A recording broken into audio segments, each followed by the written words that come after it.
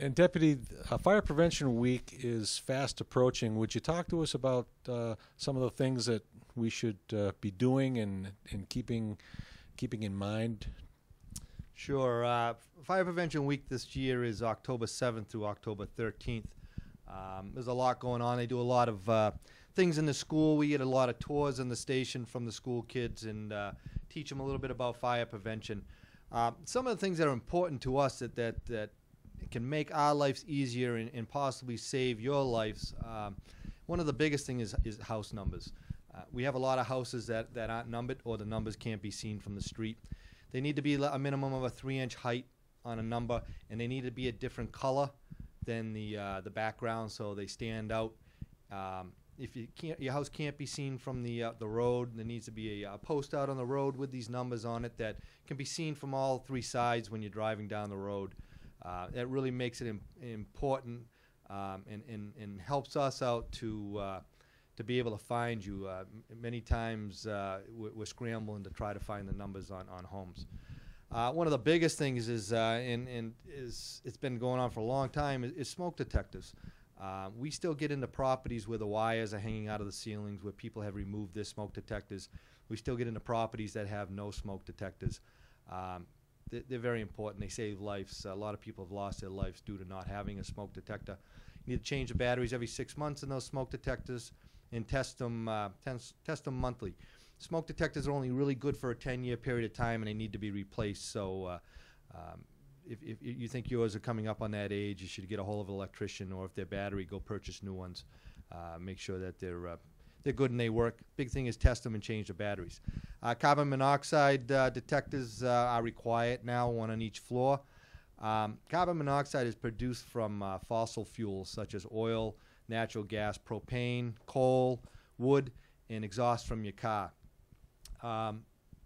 These alarms work very well. They're only good for 5 years. They need to be replaced every 5 years. We've had problems with carbon monoxide. We've had problems with carbon monoxide in brand new homes. We've had carbon monoxide problems in the older homes. It really doesn't matter. The one thing we find with the new homes is they're built very tight, so the air makeup in that house doesn't flush the house out as much as the older ones. So carbon monoxide, if you have a problem with a heating unit in there, it seems to be more prevalent today just due to the tightness of the house. Have a fire extinguisher and locate it close to your door that you normally come in and out of your house. The rating on that fire extinguisher should be A, B, and C. A being for ordinary fires, which would be a fire in a waste paper basket or some type of wood. B fires, a flammable liquid, could be a grease fire on the stove. And C is energized electrical equipment, such as a toaster oven or a stove. You only want to fight a fire if it's very small and you feel safe that you can do it. And you want to keep yourself between the exit and the fire, so in case it does get big, you can exit the building. So keeping that fire extinguisher near that door that you use all the time is important. Regarding electrical fires, if you have a heating unit such as a toaster oven, a hair dryer, curling irons, those type of things should be unplugged. I had an incident in my house when my son was approximately 5. He came running downstairs and said, "Dad, there's smoke coming out of the bathroom upstairs." And I went up there, and my wife's hair dryer had turned itself on. The switch was in the off position, but it turned itself on, and it was on fire on top of the vanity. And it had only been plugged in for a short period of time. So try to unplug anything that involves heating elements in it. If you do have a fire in your house, notify the fire department. Even if the fire is out, we really want to come and make sure that the fire is out and to do a report for you, because you're probably going to have to file an insurance claim or let your insurance company know, and they'd like to have a fire report. The other thing we've come into is the heating season.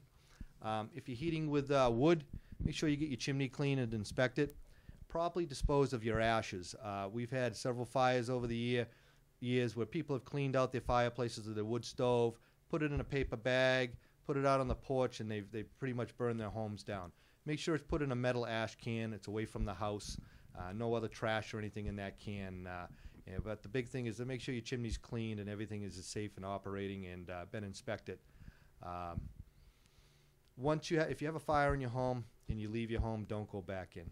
Dial 911, let the fire department get there and go in and take care of whatever needs to be done. Many people have left their homes and gone outside and have gone back in, and they were never able to get out again. So once you get out, stay outside, wait for the fire department, let them know what's going on, and don't make yourself a fire statistic. I want to thank you for watching, and be safe out there. Thank you.